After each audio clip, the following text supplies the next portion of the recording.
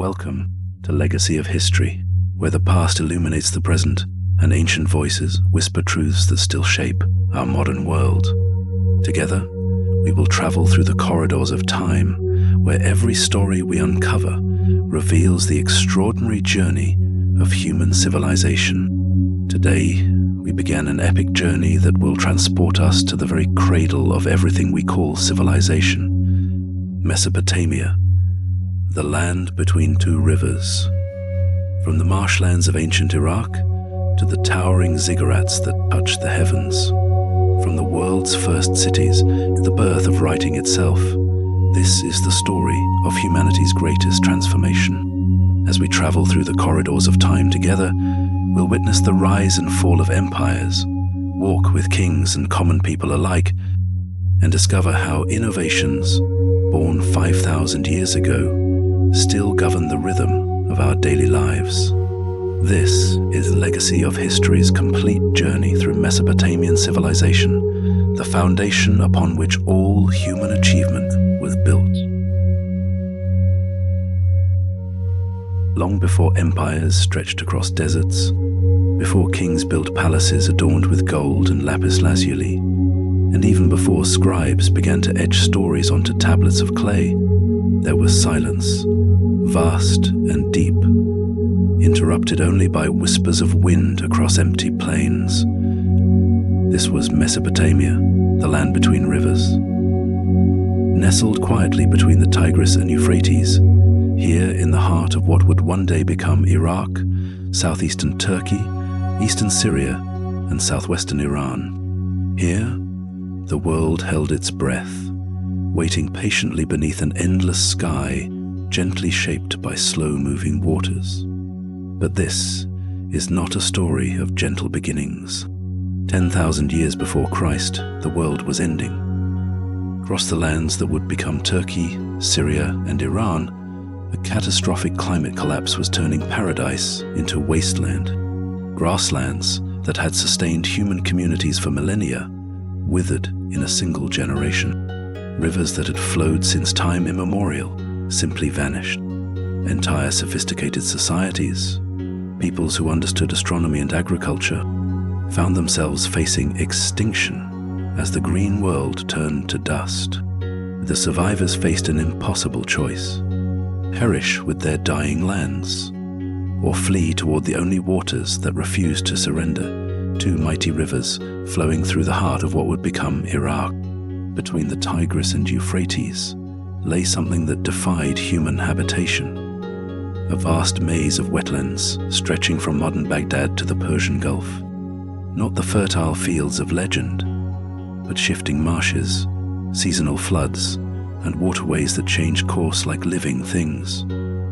This was nature at its most challenging, and it would either destroy these climate refugees or force them to become something humanity had never been before. They chose transformation over extinction. What happened next challenges everything we thought we knew about early humans. These weren't primitive hunter-gatherers stumbling into farming by accident.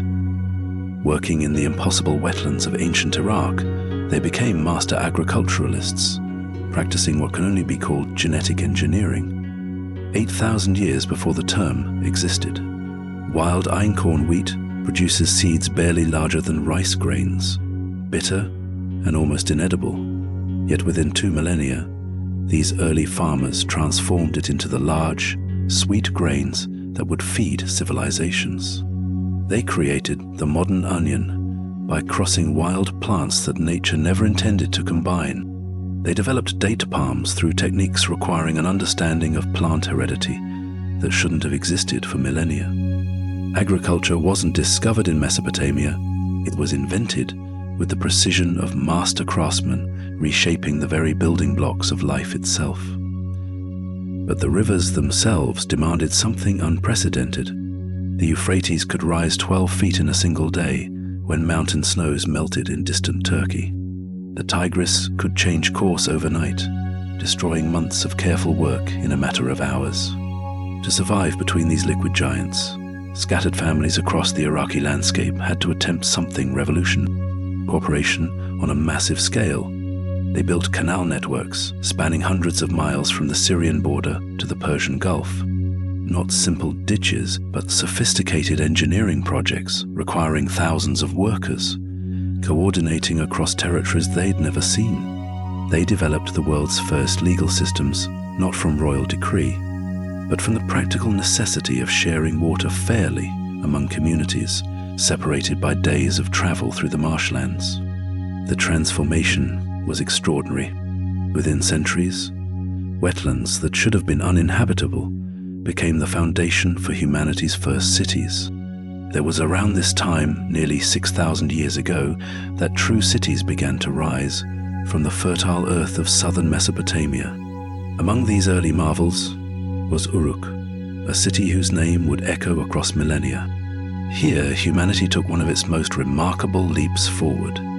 Uruk became not merely a settlement, but a planned metropolis home to 50,000 people when most humans still lived in tribes of 20. Life in Uruk centered around the great temple complex. High above the flat Iraqi landscape rose a monumental ziggurat, a stepped, pyramid-like structure built from mud bricks, dried under the sun's gentle warmth.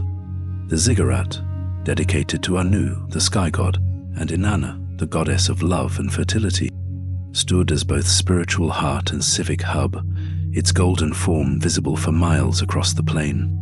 As Uruk thrived, other cities bloomed along the riverbanks throughout the region that would become Iraq, each held tightly to its own patron deity. In Ur, the moon god Nana ruled over nights filled with silver moonlight. In Lagash, the god Ningirsu oversaw harvests and ensured plentiful grain. And the city of Nippur revered Enlil, the mighty god of air and storms, whose voice echoed in thunderstorms and gentle breezes alike. At Eridu, pilgrims traveled to worship Enki, the wise guardian of knowledge and freshwater springs, whose whispers were said to bring clarity to troubled minds. Around these towering ziggurats, bustling markets filled with the sounds of merchants bartering goods. Traders from distant lands brought precious stones, fine cloth, copper, and fragrant spices. Local craftsmen showcased beautiful pottery, painted with geometric designs and animals. Bronze tools forged with skill and precision, and intricately woven garments. Most precious of all were delicate beads carved from lapis lazuli, that brilliant blue stone brought from Afghanistan's mountains, catching sunlight like tiny pieces of sky, fallen to earth. But perhaps Uruk's most revolutionary innovation was born quietly among scribes working within the temple complex. Faced with managing a city larger than anything in human history, they began pressing simple marks into soft clay tablets, symbols for grain, sheep, oil, numbers. This humble act, intended merely to track provisions and payments, became the birth of writing itself, the first form of human expression preserved beyond memory, known as cuneiform, meaning wedge-shaped. This early writing developed rapidly from simple pictograms into an elaborate system capable of capturing stories, myths, laws, and dreams. In time, cuneiform tablets would carry the voices of poets and kings, heroes and priests across thousands of years. For the first time in human history, human thoughts could survive beyond the span of human life. Trade routes extended far beyond Mesopotamia, reaching into Egypt, Anatolia, and the Indus Valley. Caravans, loaded with precious metals, exotic woods, and rare stones, traveled across deserts and mountains, connecting the peoples of ancient civilizations in vibrant networks of cultural exchange that spanned continents. Yet amid this expanding civilization, life remained gentle and rhythmic, governed by cycles of flood and harvest, sun and moon.